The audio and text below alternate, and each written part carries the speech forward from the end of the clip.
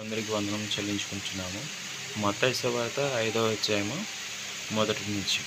ఆయన జనసమూహమును చూచి కొండ ఎక్కి కూర్చుండగా ఆయన శిష్యులు ఆయన దగ్గరకు వచ్చారు. అప్పుడు ఆయన నోరు తెరిచి ఇలా బోధింపసాగాను. ఆత్మ విషయమై దీనులైన వారి ధన్యులు, పరలోక రాజ్యము వారిది. దుఃఖపడు వారి ధన్యులు, వారు ఓదార్చబడుదురు. సాత్వికులు ధన్యులు, వారు భూలోకమును స్వతంత్రించుకొందురు. నీతి కొరకు ఆకలి దప్పుగల వారి ధన్యులు, వారు తృప్తిపరచబడుదురు. కనికరము గల వారి ధన్యులు, వారి కనికరం పొందుదురు. హృదయశుద్ధి గల వారి ధన్యులు, వారు దేవుని చూచెదరు. వారి ధన్యులు, వారు దేవుని కుమారులు అనబడుదురు. నీతి నిమిత్తము హింసించబడు వారి ధన్యులు, పరలోక రాజ్యము వారిది. నా నిమిత్తము జనులు మిమ్మల్ని హింసించి నిందించి మీ మీద అబద్ధముగా చెడ్డ మాటలెల్లా పలుకున్నప్పుడు మీరు ధన్యులు. సంతోషించి ఆనందించుడి, పరలోకమందు మీ ఫలము అధికమగును. ఈలాగున వారు మీకు పూర్వమందున్న ప్రవక్తలను హింసించేది.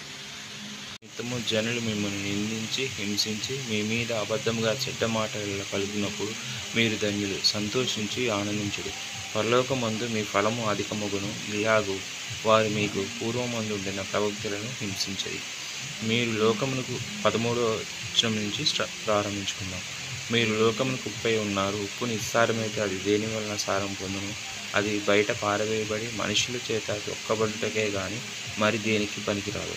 మీరు లోకమునకు వెలుగై ఉన్నారు. కొండ మీద నుండి పట్టణము మరుగై ఉండనేరదు. మనుష్యులు దీపమును వెలిగించి కొంచెము క్రింద పెట్టరు, కానీ అది ఇంట ఉండవారి దరికి వెలిగించుటకై దీపస్తంభమును మీదే పెట్టుదురు. మనుష్యులను మీ సత్క్రియలను చూచి పరలోకమందున్న మీ తండ్రి మహిమపరచినట్లు వారి ఎదుట మీ వెలుగును ప్రకాశింపనీయుడి.